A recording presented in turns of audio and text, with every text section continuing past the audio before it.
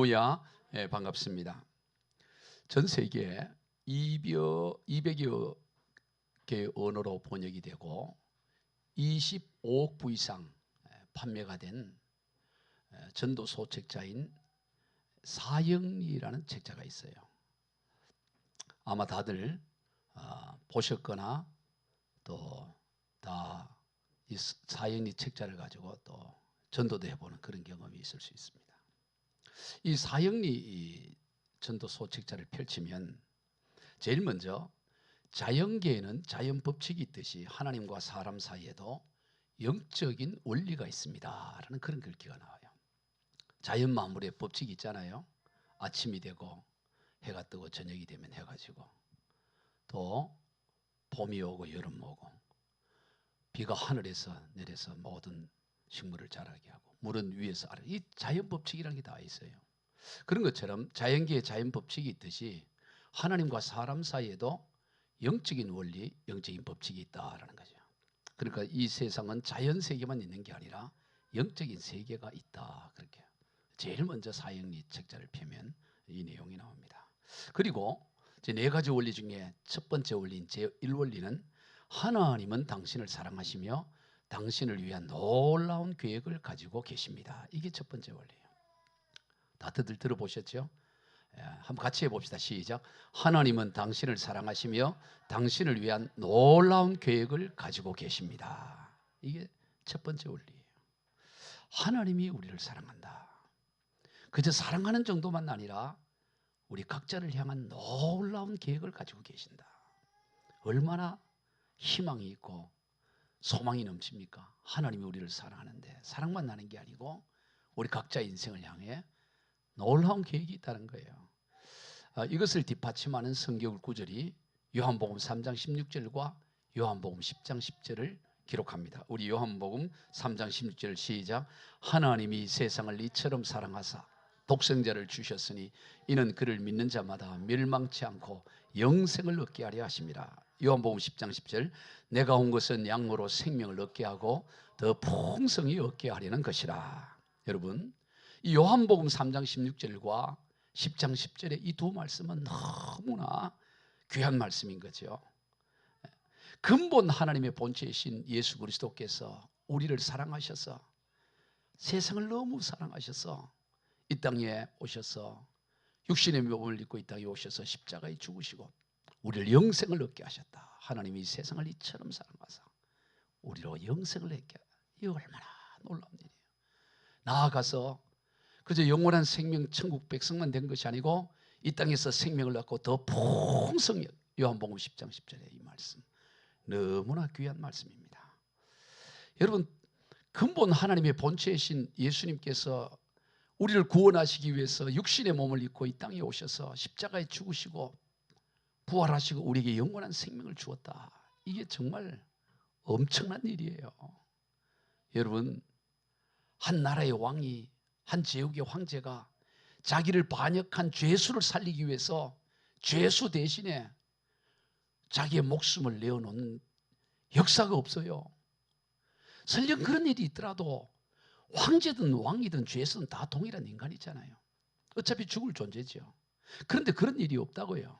그런 일이 없을 뿐만 아니라 아예 뭐도 없냐? 소설도 없어요. 소설. 여러분, 어떤 소설에 황제가 자기를 반역한 죄수를 살리기 위해서 대신 죽었다는 소설이 있어요? 그런 소설 쓰면 누가 그거 읽겠습니까? 소설도 없다고. 그런데 한 나라의 황제나 왕이 아니고 만왕의 왕이신, 우주 만물을 창조하신 만왕의 왕이신 하나님께서 자기가 창조한 피조물의 모습으로 이 땅에 오셔서 십자가에 죽으시고 구원의 길을 열었다. 이게 얼마나 놀라운 일이에요. 이거 정말 믿기 어려운 일이에요. 믿기 어려운. 가만히 묵상해 보면 이건 정말 믿기 어려운, 인간의 상상의 영역을 훨씬 뛰어넘는 일이에요. 그렇게 해서 우리가 구원을 얻은 것입니다. 천지 만물이 1000만 번 개혁되는 일보다 더 놀라운 일, 이 우주 만물이 1000만 번 창조되는 일보다 더 놀라운 일이 뭐냐? 그걸 창조하신 하나님께서 저와 여러분을 위해 십자가에 죽으시고 부활하시고 영원한 생명을 주셨다는 거예요. 이 엄청난 대가 지불이 있었던 거죠. 그런데 문제는 뭐냐? 그 엄청난 대가 지불이 있었는데 오늘 우리의 삶은 과연 그 대가 지불에 그 걸맞는 삶을 살아가고 있느냐 이 말이에요. 아니 우리가 식당에 가서 그 맛있는 식사를 하기 위해서 10만 원을 냈는데 나오는 음식이 그저 콩나물 국밥이고 계란 후라이 하나라 그러면 그거 아이고 뭐 잘 먹고 갑니다. 이럴 사람 누가 있어요? 10만 원 내놓고 10만 원 냈으면 거기에 걸맞는 어떤 그 식사가 나와야 될 거 아니겠어요? 예. 그런데 우리 창조주 하나님이 십자가에 죽으신 이 엄청난 이 대가 지불이 있었는데 그 결과에 우리의 삶은 어떠냐 이 말이에요. 과연 그게 걸맞는 삶을 살아가고 있느냐 이 말이죠. 오늘 우리 그리스도인의 삶이 얼마나 초라하고 너무나 보잘것없는 삶을 살아가고 있지 않은가. 도대체 왜 그런가? 왜 이렇게 이 엄청난 역사의 대가 지불이 있는데도 불구하고 우리의 삶은 이렇게 빈약하고 연약한가 하는 거예요. 이는 마치 이사야서 5장에 하나님께서 포도원으로 비유하신 것 같아요. 우리 이사야서 5장 1절 2절 같이 봅니다. 나는 내가 사랑하는 자를 위하여 노래하되 내가 사랑하는 자의 포도원을 노래하리라. 내가 사랑하는 자에게 포도원이 있으며 심히 기름진 사래로다. 땅을 파서 돌을 제하고 극상품 포도나무를 심었도다. 그 중에 망대를 세웠고 또 그 안에 술틀을 팠도다. 좋은 포도 맺기를 바랐더니 들포도를 맺었도다. 기름진 언덕, 아주 비옥한 언덕에 거기에 땅을 일구고 땅을 기결하고 그리고 돌을 골라내고 아주 최상품의 극상품의 포도나무를 심은 거예요. 그리고 한가운데는 망대를 세우고 포도주를 짜는 틀을 만들고 완벽한 포도원을 만들어 놓은 거예요. 이제 뭐만 기다리냐? 이제 이 극상품의 포도 열매를 기다리는 거예요. 이제 다 갖추어졌어요. 땅도 너무 좋고 거름도 주고 다 해놓은 거예요. 그런데 열매가 뭐가 거두어지느냐? 들포도. 그 맛도 없고 볼품도 없는 전자에서 그냥 아무런 어떤 그것도 돌보지 않는 것 같은 그런 들포도 열매를 맺게 됐다는 거예요. 도대체 왜? 어떻게서 이런 일이 났냐는 거예요. 여러분 오늘 우리 그리스도인의 삶이 그래요. 가장 좋은 극상품의 열매가 아닌 들포도 열매 같은 인생을 맺고 있는 거예요. 가만히 보면 그냥 포도라고 하기도 초라한 그런 열매를 맺고 있지는 않느냐라는 것입니다. 왜 그럴까요? 왜 극상품의 포도 열매를 맺지 못하고 들포도 열매를 맺고 있을까? 그것은 바로 그 들포도 열매를 맺게 하는 극상품 열매를 맺지 못하게 하는 해충과 균이 있기 때문인 거예요. 대적자가 있기 때문에 대적자. 저는 과거에 형님을 도와서 고추 농사를 지은 적이 있어요. 많이 들었죠? 마른 고추 망근을 했다고. 여러분 마른 고추 망근이라는 여러분 사실 어마어마한 양이에요. 그런데 이 고추 농사를 지을 때 봄부터 열심히 밭을 기행하고 로타리를 치고 그래야 하는 것입니다. 그리고 땅을 부드럽게 하고 밭에 거름을 주고 잡초를 뽑고 가물 때는 물을 주고 지극정성을 돌봐요. 농부들이 이른 아침부터. 여러분 그렇다고 해서 가을 되면 다 그 모든 고추밭마다 극상품의 포도 열매를 이 고추를 다 거둘 수 있을까요? 그렇지 않아요. 결정적인 어려움이 있습니다. 고추 농사를 열심히 해서 고추가 다 주렁주렁 잘 달렸고 원래는 이제 풍작이구나 했는데 막상 가서 딸기 없는 경우들이 있어요. 틀림없이 이 고추가 잘 달렸는데 왜 딸기 없을까요? 바로 세균의 공격이 있었던 거예요. 세균의 공격. 이 세균의 공격을 받으면 아무리 고추가 잘 달려서도 균이 들어가면 상품 가치가 떨어지는 거예요. 못 쓰는 게 되는 거예요. 자꾸 포도가 말이 나오네. 이 고추가 열매 맺는데 고추가 방해하는 균들이 많아요. 종류가. 입마른병, 탄저병, 시드름병, 뭐 병 종류도 그렇게 많아요. 그 다 눈에 보이지 않는 세균들로 인한 거예요. 그래서 뭐를 하냐?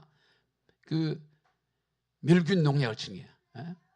그 살충제라는 것은 벌레를 잡는 거고 살균제는 균을 잡는 거예요. 그래서 살충제도 뿌리고 살균제도 뿌리는 거예요. 아무리 농사가 잘 돼도 이 균이 침입을 하면 상품 가치가 없어지는 거예요. 그래서 수시로 이 살균제를 뿌려요. 얼마나 약을 많이 뿌린지 몰라요. 왜 뿌리지 않으면 가치가 없기 때문에.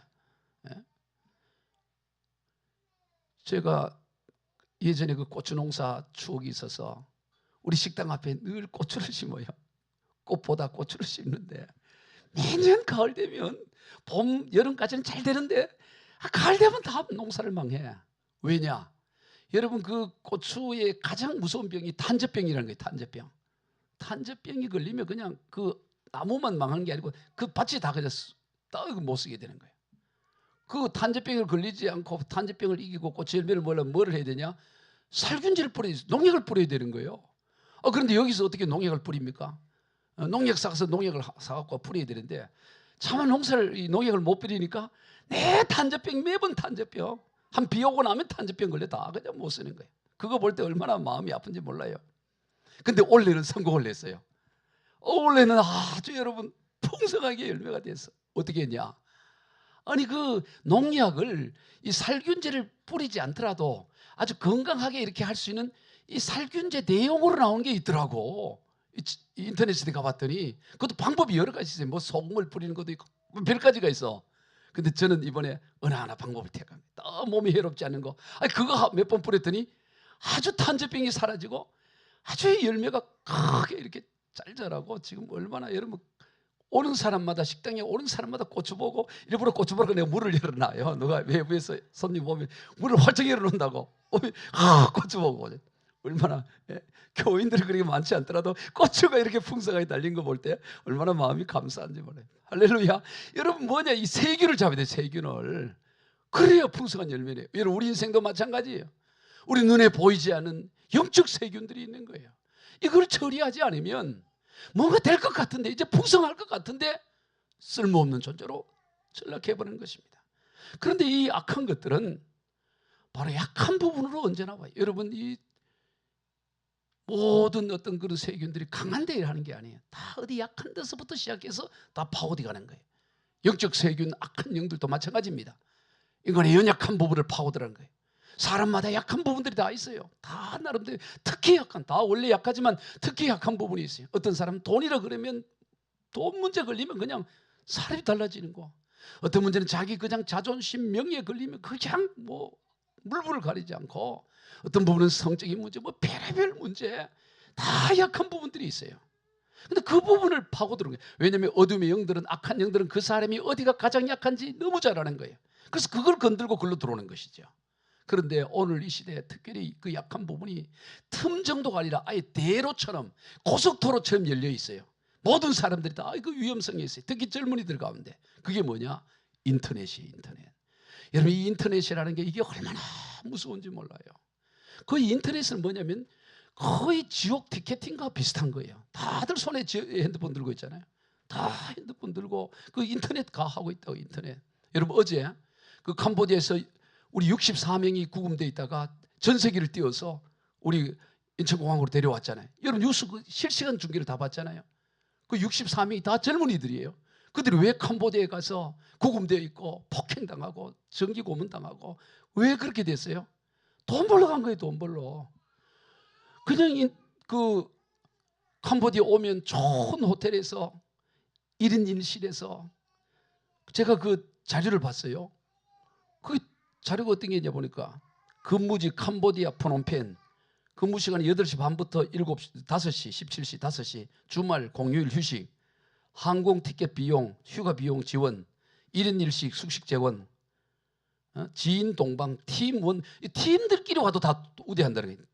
우대한다는 거예요. 지인 동반 우대 팀원 우대 주 평균 수입 400에서 800 한 주에 400에서 800 준대. 근무 시간 외출 자유. 또 이따 예배 끝나고 나서 목사님 그것 좀 소개 좀 해주세요. 나도 가고 싶어. 그런 사람이 있으면 여러분 여기 이런 데가 어디 있어요. 한 주에 400에서 800 이상 주고 호텔 주고 언제든지 주말 주일 다 쉬고 그 속옷을 가네. 갈 때 그들이 몰라 갈까? 그 보이스피싱하고 뭔가 그거 할 걸 알고 간다고. 그래서 저들은 피해자이면서 가해자예요. 사실은. 그래서 다 지금 각 관할 경찰서에 가서 지금 조사받고 있잖아요. 무섭습니다. 지금 여러분 경찰서 제가 지금 사역을 하잖아요. 얼마나 많은 사람들이 이 사기를 당하는데 이 주로 인터넷을 통해 사기를 당하는 사람들이 하루에도 얼마나 많이 온지 몰라요. 그래서 제가 한번 알아봤어요. 오늘 우리는 기껏 하는 게 뭐냐면 보이스피싱 정도 하죠. 보이스피싱. 여러분 보이스피싱만 있는 게 아니에요. 한번 들어볼래요? 스미싱, 피싱 이메일, 메신저 피싱, 랜섬웨어, 파밍, 스피어 피싱, 스미싱 기반 원적 제어 피싱, 큐싱, SNS 몇 개 찾아온 거면 여러분 우리는 그냥 보이스피싱만 있는 게 아니라고. 별의별 게 다 있어요. 별의별 게. 뭐 다 설명할 필요는 없고. 파밍이 뭔가 봤대요. 파밍이라고 들어봤어요. 파밍은 뭐냐면 진짜 사이트인 줄 알고 거예요. 국세청 사이트. 진짜 사이트로 네가 갔는데 그게 가짜인 거야. 이게 파밍이야. 똑같이 만드는 거예요. 똑같이. 이렇게 큐싱 들어봐요. 큐싱이 QR코드. 그걸로 또 QR코드 찍었는데 이게 또 잘못되네. 별의별 게 지금 여러분 손 안에 얼마든지 죄의 길로 유혹하기 위한 게 가득 차 있어. 여러분 오늘만큼 이 죄의 지옥의 그 권세로 빠져들기 좋은 시대가 없습니다.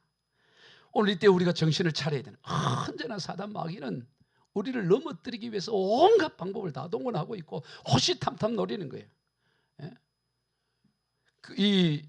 우리가 어디를 약한지 알고, 그거 보면 어디 약한지 아는, 지금 이 돈으로 궁에 있구나, 얘는 어떻게 하면, 그 다 그렇게 달려드는 거 아니겠어요?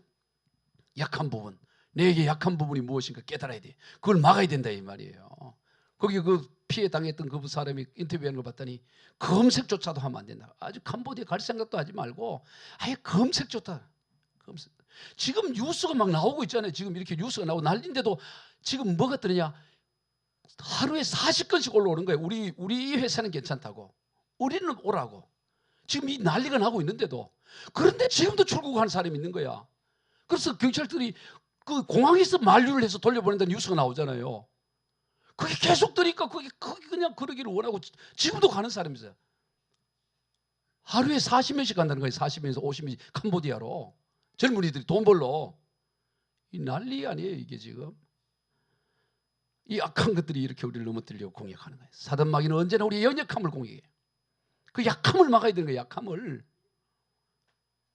한 주에 400, 800 주려면 왜 딴 사람 아는 사람 시키지? 몰래 하지 않겠어요? 그렇게 누가 불러내요? 팀으로까지 다 불러요. 말이 안 되잖아요. 말이 안 돼. 여러분 사단 마귀는 처음 사람 아담과 하와 누구를 공격합니까? 약한 하와에게 당한 거예요. 예수님이 근본 하나님의 본체인 예수님에게도 마귀가 달려들어요. 어떻게 달려듭니까? 예수님이 약한 부분을 차거든요. 예수님이 뭐가 약하겠어요? 예수님도 약한 부분이 있는 거예요. 왜? 육신의 몸을 입고 이 땅에 오셨기 때문에. 이거는 육신의 연약함이 있는 거예요.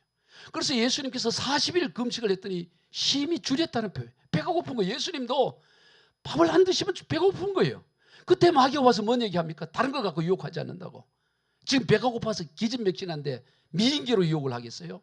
돈으로 유혹하기, 뭐로 유혹하겠어요? 먹는 거 갖고 유혹하는 거지. 이 돌덩이로 떡덩이 한번 만드셔서 좀 부드럽게 해서 만들어 드시고, 그러면 서로 좋지 않냐? 만들어 드시라고. 돌천지인데 그런 능력이 있지 않냐고. 가장 배고플 때 먹는 거로 시험을 하는 거예요. 언제나 약한 것으로 공격한다. 그러면 오늘 우리 각자는 내게 뭐가 약하냐, 어디가 약하나, 그걸 깨어갖고 그 약한 부분이 언제나 사단 마귀의 공격 포인트가 되고 공격 지점이 된다는 걸 항상 깨어 있어야 돼요. 그래야 이겨갈 수가 있는 것입니다. 오늘 우리는 이 마귀에게 틈을 주면, 에베소 4장 27절 시작. 마귀에게 틈을 주지 말라. 아멘. 틈 자체를 주면 안 돼. 이 뱀은요, 조그마한 틈만 있어, 500원짜리 동전만한 틈만 있어도 다 피고 들어가는 거예요. 틈을 주면 안 돼. 틈을. 그러면 마귀가 주는 틈이 어떤 것이 틈이냐? 오늘 본문에서 마귀가 가지고 있는 틈, 들어오는 틈에 대해서 몇 가지를 얘기했는데, 제일 먼저 뭐냐? 25절 한번 읽어봅시다. 시작. 그런즉 거짓을 버리고 각각 그 이웃과 더불어 참된 것을 말하라. 이런 우리가 서로 지체가 됨이라. 제일 먼저는 뭐냐? 거짓이라는 거예요. 마귀는 언제나 거짓을 통해 침투하는 거예요. 거짓이란 틈을 통해서 거예요. 왜 그러냐? 마귀의 속성 자체가 거짓이에요. 마귀를 뭐라 그러냐? 거짓의 합이다. 거짓의 합. 거짓의 합이라고 표현하는 거예요. 우리 잘 아는 요한복음 8장 44절 시작. 너희는 너희 아비 마귀에게서 났으니 너희 아비의 욕심대로 너희도 행하고자 하느니라.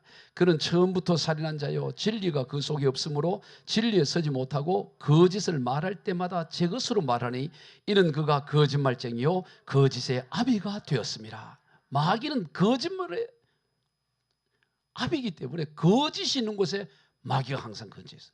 예전에 어릴 때 겨울에 가서 가재 잡고 피레미 잡고 이래 보면 딱 보면 여기에 물고기 들어가 있겠다. 그 바위들 있잖아요.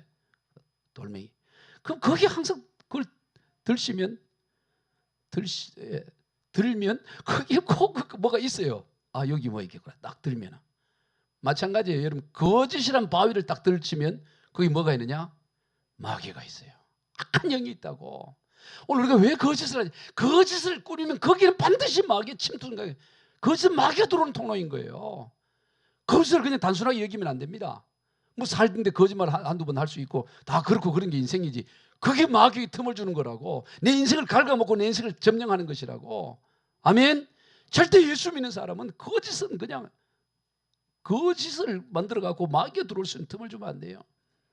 지난주 중에 어느 부부를 이렇게 상담을 했는데 정말 이분들은 누가 보더라도 신실한 부부고 좀 귀한 분이, 다 직장도 괜찮고 모든 면이 다 괜찮아요. 그런데 어려움이 있는데, 근데 그 가운데 그 남편의 어려움이 있었어요. 그 남편이 어려움이 뭐냐? 자기도 모르게 자꾸 거짓말을 하게 된다는 거예요. 사소한 거짓말.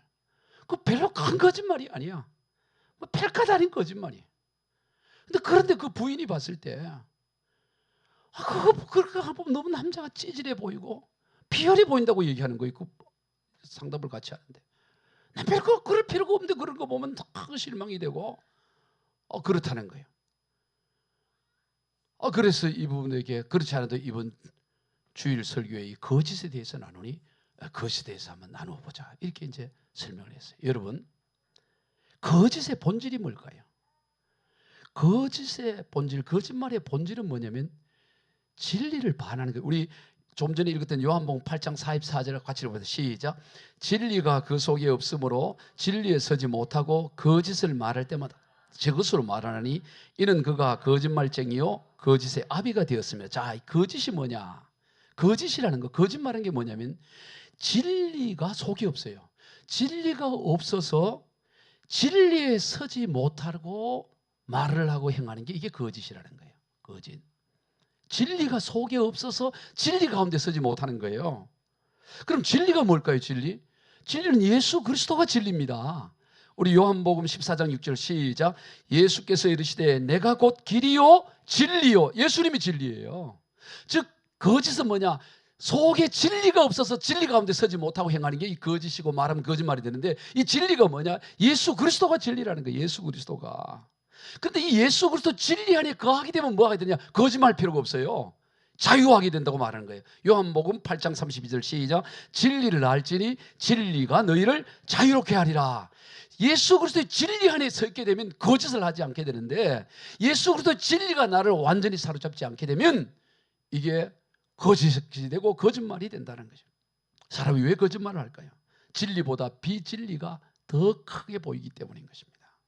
진리보다 세상이 더 크게 보이기 때문에 거짓을 하는 거예요. 누가 거짓말하며 살고 싶겠어요? 그렇잖아요. 나는 오늘도 한번 거짓말하며 살아야 돼. 그런 사람 어디 누가 있겠어요? 그런 사람 없어요. 다 정직하게 살고 싶고 다 이렇게 사람들로부터 인정받고 살고 싶고 다 그럴 거 아니겠어요? 거짓말하고 살고 싶은 인생이 어디 있어요? 거짓하고 속이고. 그런데 왜 그러냐? 그 안에 진리가 그 안에 있지 아니하면 진리에 서지 못하기 때문에 거짓에 속할 수밖에 없게 되는 게 인생이라는 거예요. 사도행전 5장에 보면 아나니아와 삽비라 부부 이야기가 나옵니다. 그들 부부는 자기 소유의 땅을 팔아가지고 그것에 얼마를 따로 떼어놓고는 마치 전부인 것처럼 그러고 사도들한테 내어놓는. 근데 베드로가 그걸 알잖아요. 그래서 베드로가 이렇게 말합니다. 사도행전 5장 3절 시작. 베드로가 이르되 아나니아야 어찌하여 사탄이 내 마음에 가득하여 내가 성령을 속이고 땅값 얼마를 감췄냐. 우리 생각은 야, 왜 땅값을 갖추고 왜 그렇게 속이고 일부를 내 이렇게 그래 말하고 왜 네 안에 사탄이 가득하냐 이 말이에요. 사탄이. 그럼 여러분, 왜 아나니아와 삽비라는 자기 소유를 팔아가지고 자기 땅인데 왜 일부를 감추어 놓고 전부인 것처럼 하면서 그렇게 왜 사도들 앞에 내놓았을까요? 그것은 진리 대신 예수 그리스도보다 세상이 더 크게 보인 거예요. 저들은 지금 세상 가운데 사람들로부터, 교인들로부터 박수 받고 싶은 마음이 있는 거예요. 아유, 대단합니다. 아나니아 집사님, 삽비라 집사님, 어떻게 그리 땅을 팔아? 그러고 싶은 마음이 있는 거예요. 또 뭐가 있어요? 돈에 대한 욕심이 있는 거예요. 이 둘이 겹치는 거예요. 그래서 뭘 합니까? 진리 가운데 있는, 예수 그리스도 진리 안에 서지 못하고 세상이 크게 보이고 또 이 돈이 크게 보이고 그러다 보니까 거짓 가운데 있게 되고 그 거짓의 틈으로 마귀가 그를 장악하는 거예요. 악한 영이 그를 가득 장악해 버렸다고 말하는 거예요. 여러분, 사탄은 언제나 진리 대신 예수님을 보이지 않게 하고 그리고 가리는 것입니다. 그래서 어려움에 처하게 될 때 자신이 그것을 감당할 수 없는 그런 형편에 처하게 되면 거짓을 만들고 그 거짓 뒤에 숨게 되는 것입니다. 스스로 자신을 보호하려는 거예요. 이게 불신앙 때문에 그런 거예요. 왜 거짓을 하느냐? 진리 안에 서지 않고 거짓된 것을 만들어서 거기에 내가 서려고 하는, 자기 인생을 스스로 책임지려고 하는, 거기서 비롯되는 거예요. 그 남편분의 이야기도 쭉 들어보니까 어린 시절에 일찍 어머니가 세상을 떠난 거예요. 아주 어린 나이. 그러니까 이 세상을 살아갈 때 내 인생을 내가 책임져야 되는 아주 강한 중압감이 있는 거죠. 그런데 내가 책임질 수 없는 영역들이 있잖아요.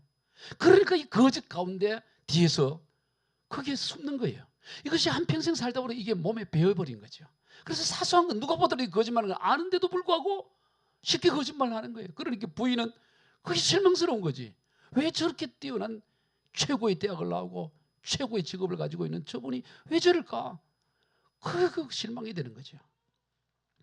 여러분, 오늘 우리가 이 거짓에서 벗어나야 되네. 거짓에 매여있는 인생이 되면 안 돼요. 그런데 이것이 오래되다 보면 지인을 형성하고 있어요.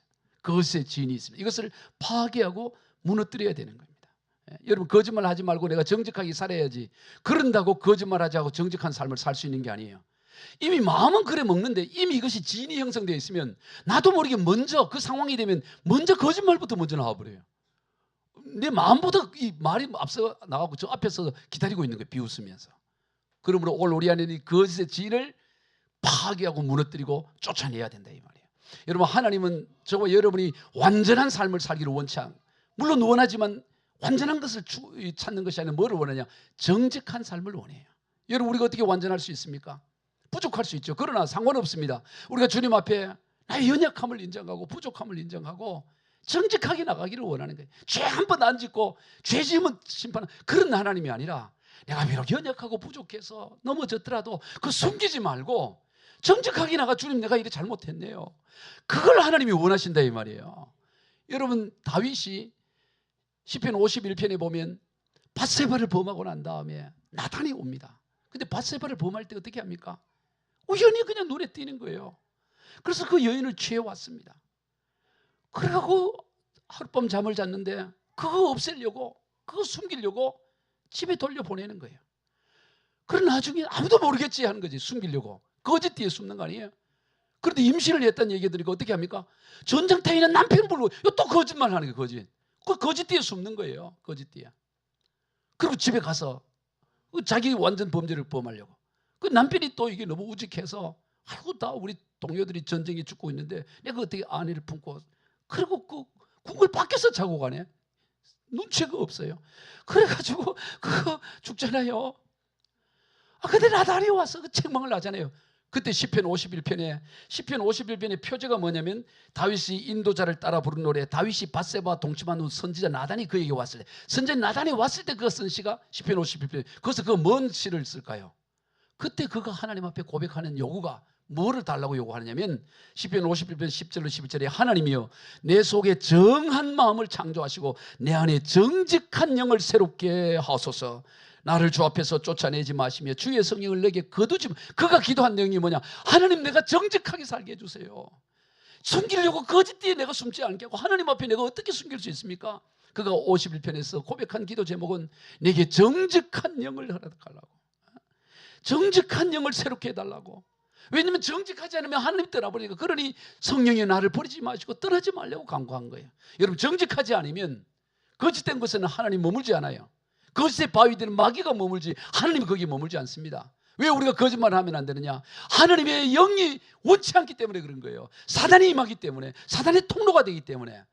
아멘. 그래서 정직해야 되는 거예요. 정직해야 거기에 하나님의 영이 임하신다고. 그렇지 않으면 주의 성령을 떠나버리는 거예요. 마귀가 거기 뒤에서 내 마음이 사탄이 가득하다는 게 있어야 되는 거예요. 할렐루야. 그래서 우리는 거짓을 멀리해야 될 이유가 바로 그런 것입니다.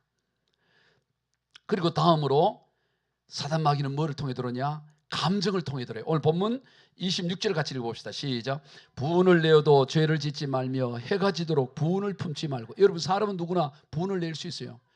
화는 하지요. 아니, 분도 못 낸다고 어떻게 살아갑니까? 병 걸려요. 분도 안 내면. 분을, 화도 낼 수 있습니다. 그런데 분노 자체가 잘못이 아니에요. 하나님은 분노할 수 있는 감정을 우리에게 주셨다고. 기쁘고 좋은 것만 감정 준 게 아니라 불의한 거 보면 분노해야 되죠. 불의한 거 보고 분노하지 않는 자체가 불의라고. 분노해야 됩니다. 그런데 문제는 뭐냐? 이 분노가 이게 그 인생을 장악해버리는 경우예요. 사람이 왜 분노해요? 마음이 상할 때 분노하잖아요. 합당하지 않고 불의하고. 그런데 이 분노가 뭐가 문제되느냐? 얼마든지 분노할 수는 있는데 그 분노가 내 인생을 장악해버리면 이게 죄가 되는 거예요. 분노는 정상적인 감정인데 이 분노의 감정이 내 안에서 나를 장악하는 순간 그것은 뭐가 되느냐? 죄가 된다라고 말해요. 죄가. 그래서 26절 분을 내어도 죄를 짓지 말며 해가 지도록 분을 품지 말라 그러잖아요. 즉 해가 지도록 분을 품고 있는 그게 죄라는 거예요. 따라 봅시다. 해가 지도록 분을 품고 있는 그것이 죄다 이거야. 이걸 알아야 돼요. 분노할 수 있지, 잘못된 것에 대해서. 근데 계속 분노. 그러면 이 분노 자체가 죄가 된다는 거예요. 죄. 네? 그래서 뭐가 될 수 있냐? 의로운 분노인데도 불구하고 마귀가 틀어놓은 틈이 되어버려요. 이게 안타까워요. 분노할 만해. 화낼 만하다고. 나쁜 놈 보면 화도 나지. 근데 그것만 계속 품다 보니까 뭐가 돼요? 그게 마귀의 통로가 돼서 그걸 장악해버리는 안타까움이 있다고요. 이게 문제예요. 에? 여러분, 이 불이 있잖아요. 이 분노라는 게, 화라는 게 불이잖아요. 불도 보면 좋은 불이 있고 나쁜 불이 있죠. 뭐 산불 나면 이게 나쁜 불이잖아요. 살 타오니까. 근데 밥하고 뭐 찌개 만들고 할 때 불은 좋은 불이라고 할 수 있잖아요. 그럼 물어봅시다. 좋은 불에다 손을 대든 나쁜 불에다 손을 대든 계속 손을 대고 있으면 탈까요, 안 탈까요? 손은 타게 돼 있어요. 밥하는 불에다가 손 넣어보세요. 그 불이든 산불이든 고추, 담배 꽁초불이든 손 대면 타는 거 마찬가지로 좋은 불이라고 오래 갖다 놓으면 안 탑니까? 좋은 불에도 손 계속 대면 탄다고. 오늘 이따가 밥 먹을 때 한번 손 대보든가. 예, 이 식당 가서. 여러분, 그 불이라는 건 좋은 불이든 나쁜 불이든 품고 있으면 타는 거예요. 불의에 대한 분노일지라도 그것이 지속되면 그게 마귀가 들어온 틈이 된다고. 제가 요즘 내가 참 걱정되는 게, 요즘 우리나라 정치가 진보, 보수, 좌우 이래가지고 막 갈등하는데 들어보면 분노로 가득 차 있는 부분들이 있어. 나라 걱정 때문에 뭐 걱정 때문에 하는데 좋아요. 근데 문제는 뭐냐? 그게 지속이 돼서 그를 장악하고 있는 거야. 그럼 뭐냐? 마귀가 그를 장악하게 된다고. 이게 억울한 일이잖아요. 그게 안타까운 일이라고요. 오늘 우리는 다 분노하는 것에 대해서 다 일리가 있죠. 뭐 누가 어떻게 뭐 좌했든 우든 뭐 진보든 보수 보면, 여러분, 예수 믿는 사람은 일리 따라가는 거 아니에요. 따라 봅시다. 일리를 따라 살아가는 것이 아니고 진리를 따라 살아가는 것이다. 아멘. 일리 가지고 흥분하고 그러지 말아요. 다 일리 있어. 그래, 알았다. 이해를 해. 그러나 우리 그리스도는 뭘 따라? 진리 따라가 살아가는 거예요. 거기에 사로잡히면 안 된다고. 거기에 매여버리면, 그러면 그게 문제가 되는 것이죠. 여기에서 이 26절에서 분을 내어도 죄를 짓지 말며 해가 지도록 띄워주세요. 분을 품지 말고 그럴 때 이 분, 앞에 우리는 다 분이고 뒤에도 분이지만 다른 단어예요. 앞에서 26절에서 분을 내어도에서 이 분과 분을 품지 말고 이 분은, 이 원어는 다른 어라는 겁니다. 앞에 분노는 일반적인 분인 거예요. 그러나 뒤에 분은 적개심인 거예요. 그냥 이 불이 가득해가지고 뭐 할 정도로 그 상대를 죽이고 싶은 마음이에요. 죽이고 싶은 마음. 이 분노를 말한다고. 처음에는 그냥 분노를 품었어요. 그런데 이게 계속 하루가 지나고 하다 보면 이게 적개심으로 가요. 그래서 뭐 하고 싶으냐? 죽여버리고 싶은 마음이 드는 거예요. 죽여.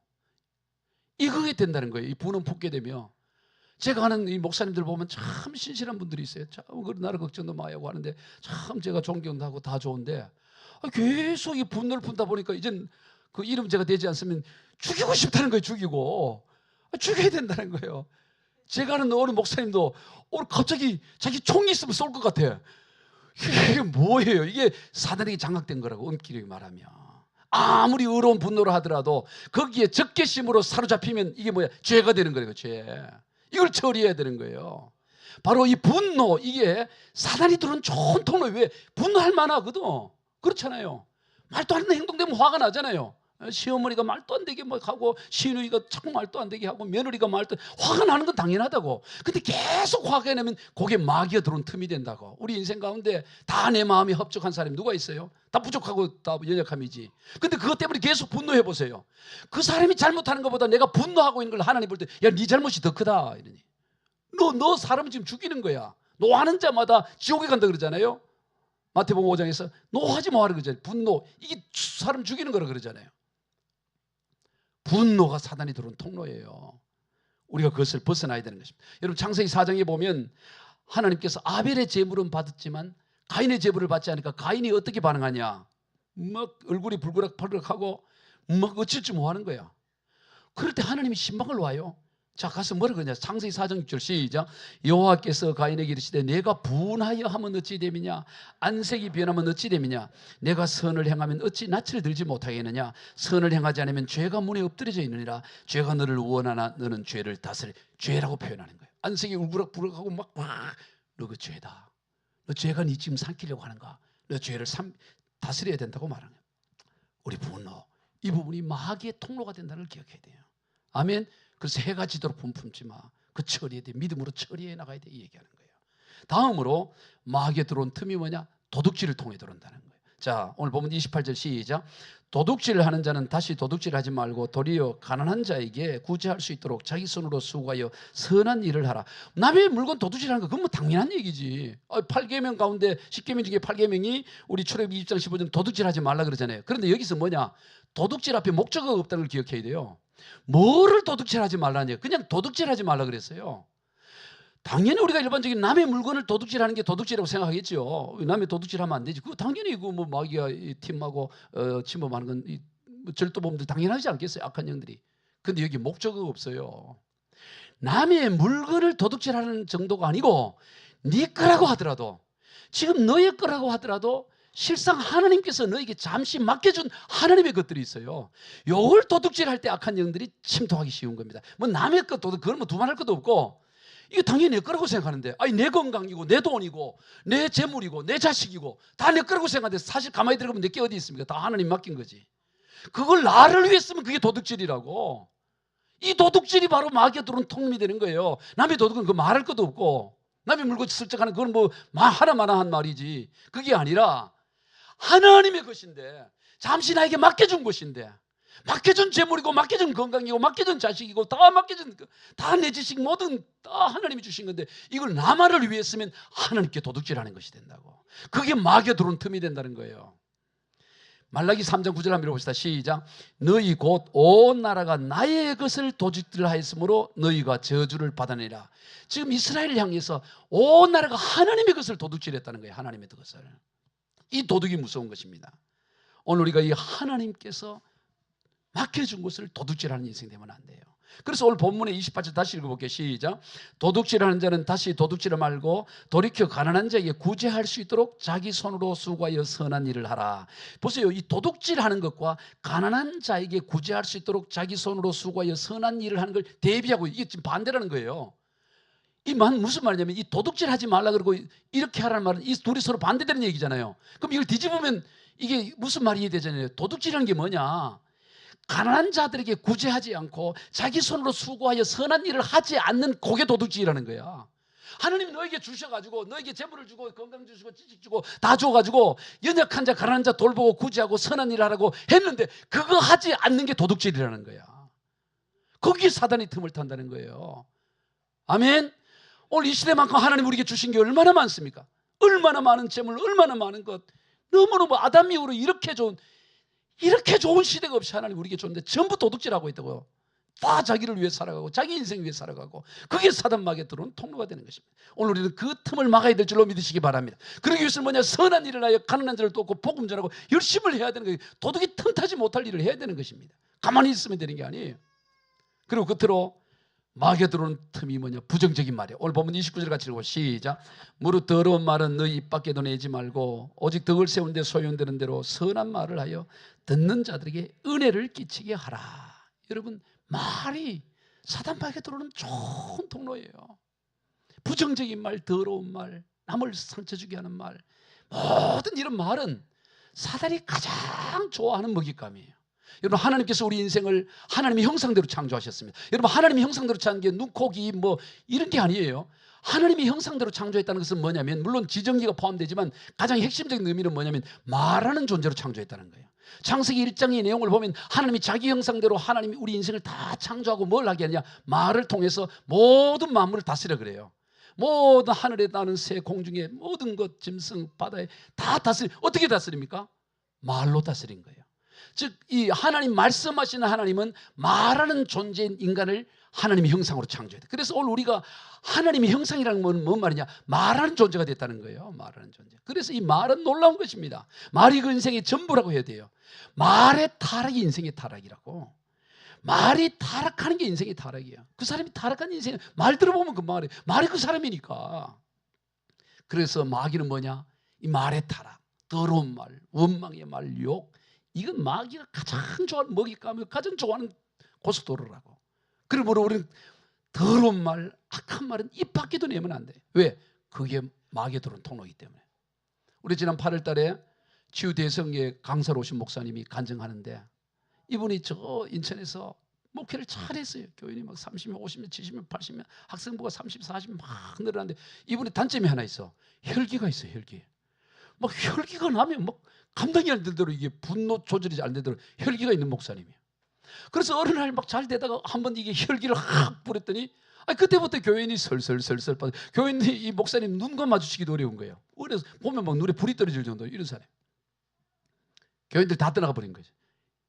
수십 명 되는 교회가 4~5명밖에 안 남아있는.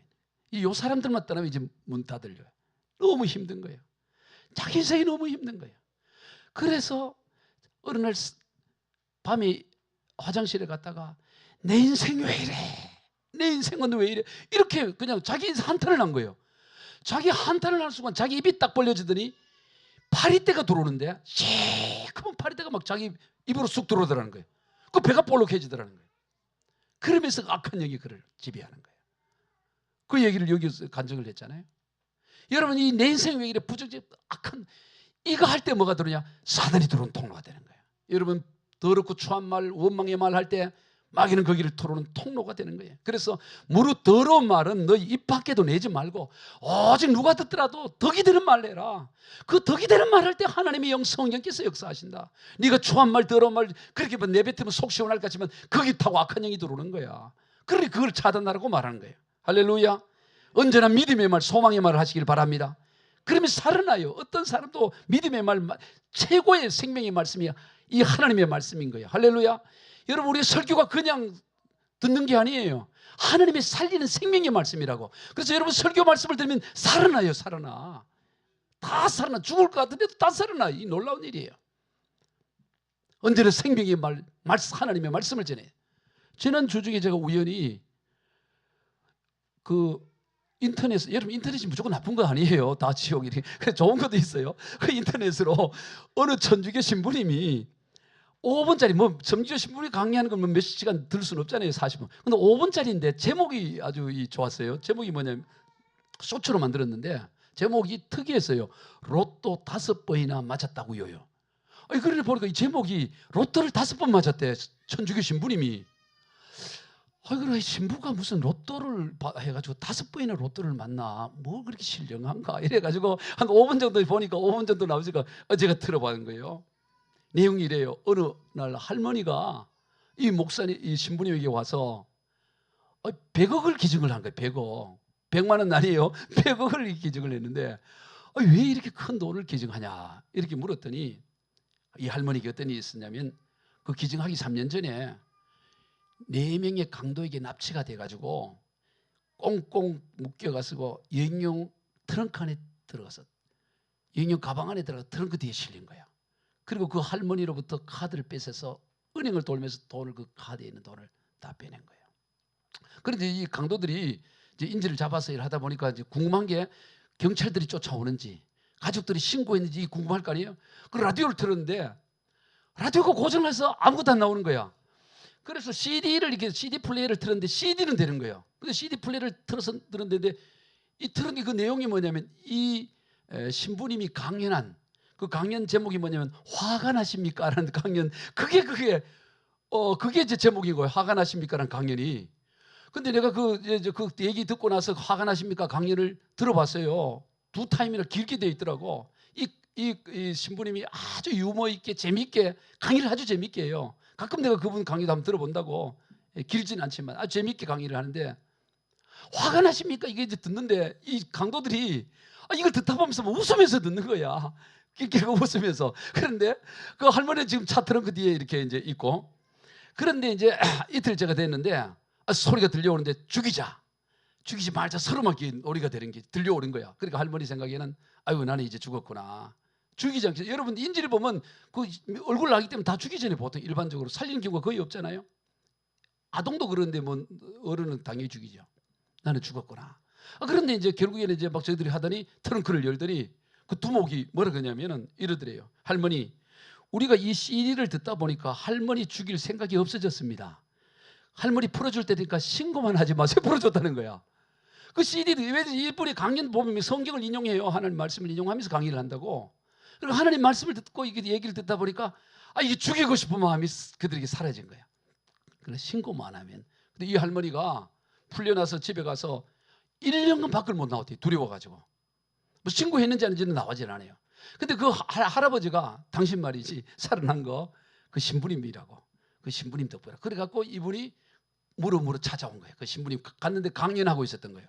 그런데 강연하고 있었는데 그 강연하고 있을 때 신부님이 뭐를 강연했냐면 잠비아라는 곳에 학교 세우는 걸 강연한 거예요. 잠비아에 학교 세워야 됩니다. 그래서 이분이 거기에 감동을 받고 신부님 때문에 내가 살아났는데 만약 내가 죽어버렸으면 이 많은 재산 이게 다 의미가 없었을 텐데 신부님이 좋아하고 원하시는 거 내가 해야지 하고 남편 명의로 된 거 건물 50억, 자기 건물 50억, 그 100억을 만들어 가지고 왔더라는 거예요. 배 아파요? 예. 여러분 보통 이게 인질법 살인하잖아요. 아이고 내가 왜 얘기할까요?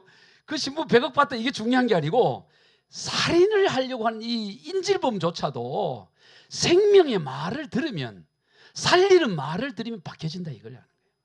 아멘. 죽이려고 다 계획하는 거예요. 죽이려고. 그러더라도 그 강연 듣고 CD 플레이에서 들려오는 하나님 말씀 듣다 보니까 그것이 녹아지는 거예요.